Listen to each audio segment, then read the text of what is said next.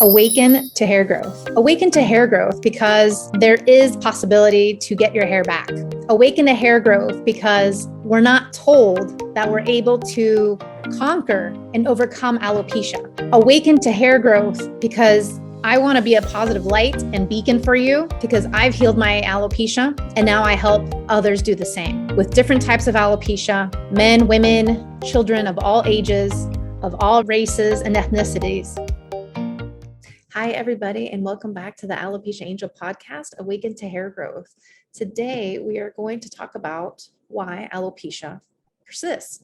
And at this time, you might hear a little nasally noise out of me, and it's because I currently have COVID. I will have a follow-up episode about COVID and hair loss. I know that many of you have experienced massive hair loss after COVID, and so this is an episode that I want to touch upon, but not today. So why does alopecia persist?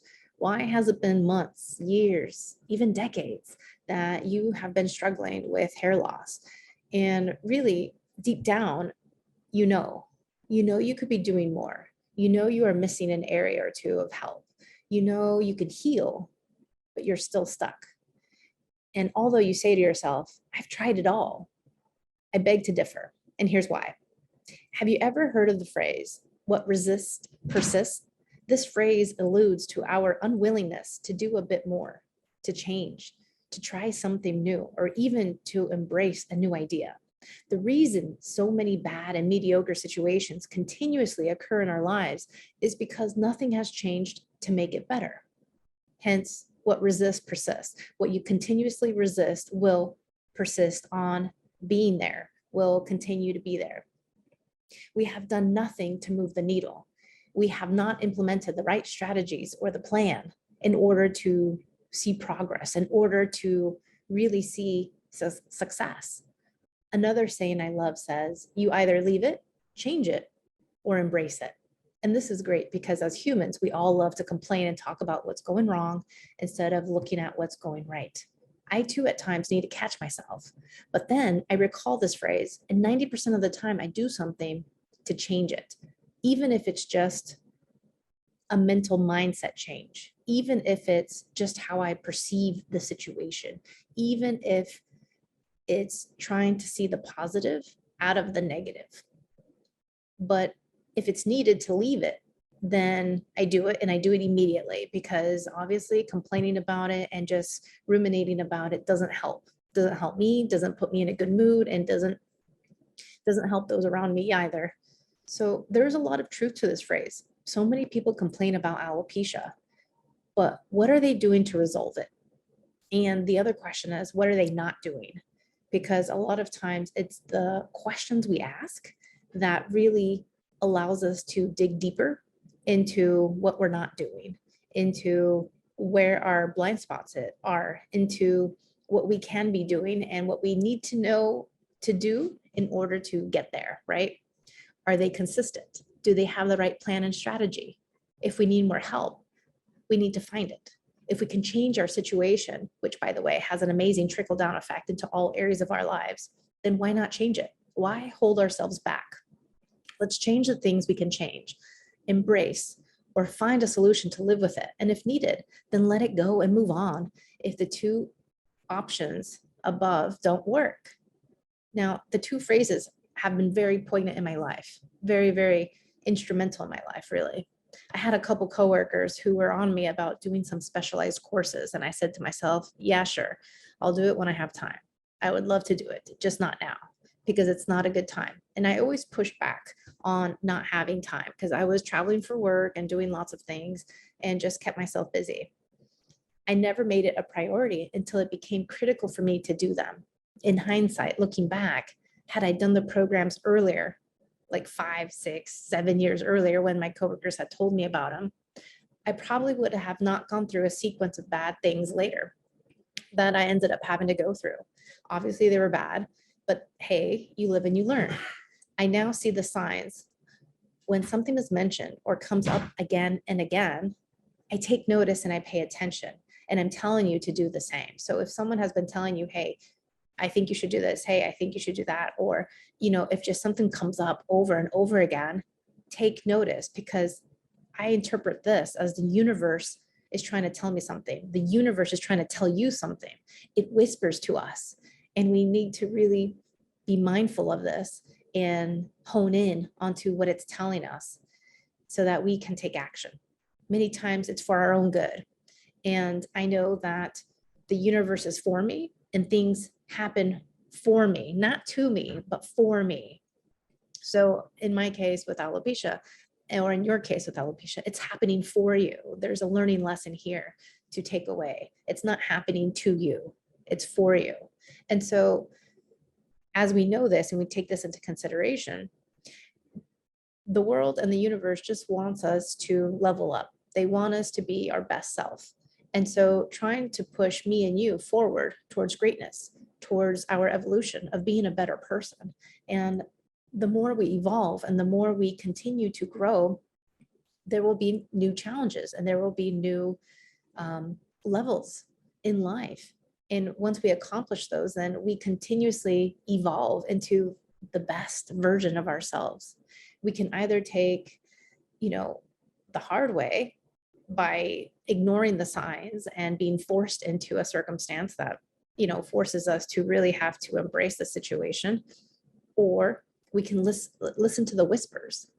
And sometimes it's hard to decipher, and sometimes we're in denial. And I raise my hand on that because I've been there. I've been there where, like I said, with my coworkers, I didn't listen to them and I just kept putting it aside.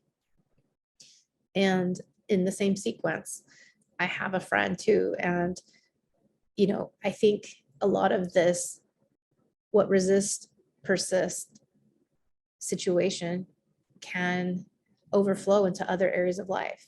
I have a friend who, she just had a massive breakup, and I know her now for like 5-6 years. And during our time being close friends and living in the same city, we would talk about dating. At the time I was single, and we would talk about this. And I told her, you need to have a strategy, you need to have a plan. And I would coach her through this. And I actually coached a couple of her other friends as well. And, the ones who implemented the plan saw long-term relationships come forth within a matter of weeks and months. But then, 5 years later, this same friend is still having trouble and still going in and out of relationships and in and out of partners. And it's because, there's something there that she's resisting, something there that will continue to persist unless she hones in onto it. And so the reason why things persist is because we haven't taken the initiative to change. And change is difficult for many people. And I understand change, or embracing a new habit is new, it's awkward, it's uncomfortable, and it can even be weird. But what about the results? What if I told you that on the other side of being uncomfortable is success? What if I told you on the other side of getting out of your comfort zone is success, right? We're not going to lose weight being on the couch. We're not going to, be able to run the marathon if we're not practicing for it, right? And so it's having to be uncomfortable and to do things that challenge us, challenge our bodies, mind, body, spirit, so that we can achieve the things we want to achieve. And in this case, it's hair growth. So in this case, being coachable, being open to a new perspective would push you further into healing and hair growth than you might think. So ask yourself, are you coachable? Are you open to learning more? Because if you're already shaking your head, if you're already like, nope, I can't do this, nope, I won't do that, then guess what? You're going to be in the same situation, regardless of how many days, months, years pass. The same two sayings from above can be translated into all aspects of life, from dating to work to finances, relationships to health, and even into smaller situations like ordering things online. For example, I waited last minute to order something online, and now they won't deliver sooner than I need the items. And if I knew I needed a buffer of about 4 to 5 days for these items to be delivered, I cannot expect magical situations to be the norm. I cannot expect my items to be delivered sooner when in reality, it will take longer. So this is where a plan comes in. This is where you need to prepare and where you need to, have a correct mindset too. And I'll talk about mindset in another episode, because I think mindset is so critical as well. not just to achieving goals and to seeing success, but to also overcoming alopecia. Alopecia was a Mount Everest for me, and I know it's a Mount Everest for many of you as well. And this is definitely achievable. And in the literal, phase of a Mount Everest, there's people who've accomplished it and who have summited to the top, and it's definitely possible. So, with some guidance, with some training, because you're not just going to grab a flight, go to the Himalayas and start to climb. No, you got to train for it. You got to be directed. You have to have a guide, a Sherpa. There's things to do to prepare for this. And the same thing happens when it comes to alopecia. You need a guide and you need the tools and you need to implement, right? And that's how you're able to summit this Mount Everest. But if you don't want the plan, and if you don't want to implement a strategy, and if you don't want to embrace a new idea, then you will only have the same results and the same consequences, if not worse, to live with. I cannot express how true this is for alopecia. I've had clients follow me for 2, 3, even 4 years before joining the program. What do they say to me? I wish I joined sooner. I hear this so much. And what does another year or 2 or 3 do for you and your hair loss? What does being on the fence, sitting and waiting, trying little things at the drugstore or trying other medications do for you? It just keeps you in the same situation, if not worse. Does it change the way you live? The way you show up to your loved ones and friends?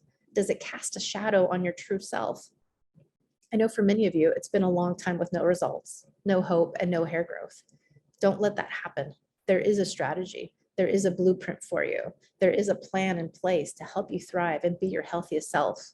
You need just to take action and make the changes necessary to obtain the health and hair growth that you crave, that you want, and that you deserve.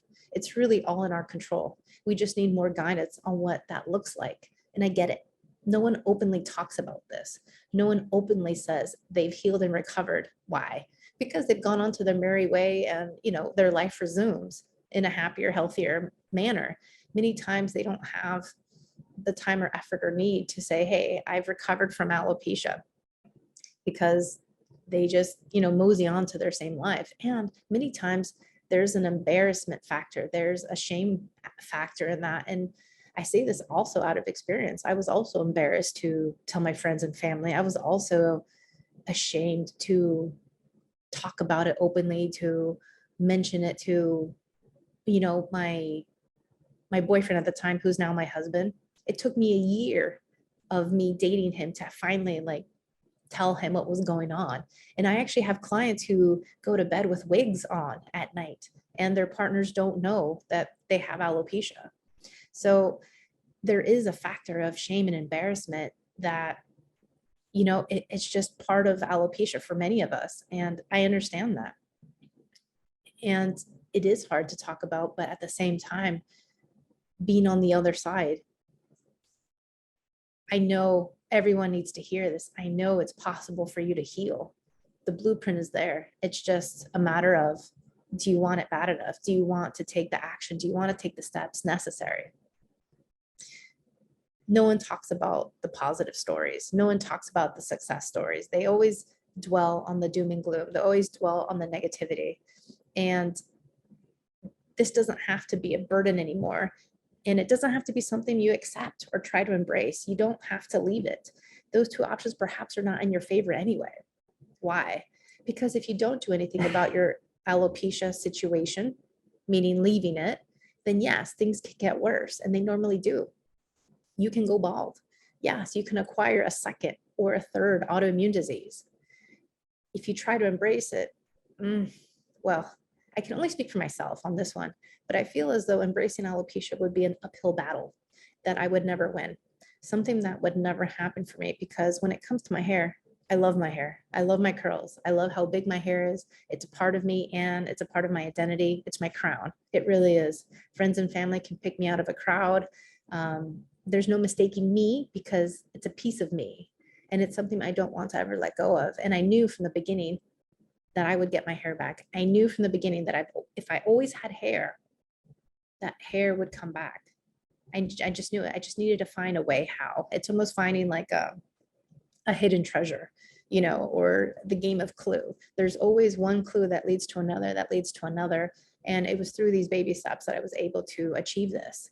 And yes, I had to charter unnavigated waters, or uncharted and navigate these waters to see the health and hair come back on my terms, with baby steps, because a lot of those steps were uncomfortable for me. But in the process, it made me healthier. It made me happier.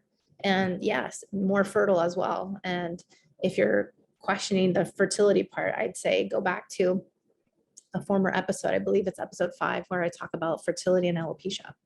So what's left? If the two options are not options for you, then let's fix this once and for all. The sooner you start, the sooner your hair can appear, the sooner the hair growth, the sooner you put alopecia behind you, the sooner you resume your happy, best self in life, the sooner things get better, the sooner you overcome everything. And so I wanted to also mention that I have an upcoming training coming up. I'll put in the show notes a link to the training. It's a free training. It starts in about a week or two. And from there, learn more at alopeciaangel.com. And remember, what resists persists. So don't be stuck in your ways if you want to see hair growth. Don't be stuck and stubborn about situations, even if they are uncomfortable, because in order to get success, in order to achieve success with hair growth, we have to overcome that. We have to go over those obstacles. I hope you enjoyed this episode of Alopecia Angel, and I look forward to see you on the next time. Thank you. Thank you for listening to the Alopecia Angel podcast, a positive light in healing alopecia. You can do this, and we can help. Spread the word that reversing alopecia is possible by telling your friends and family.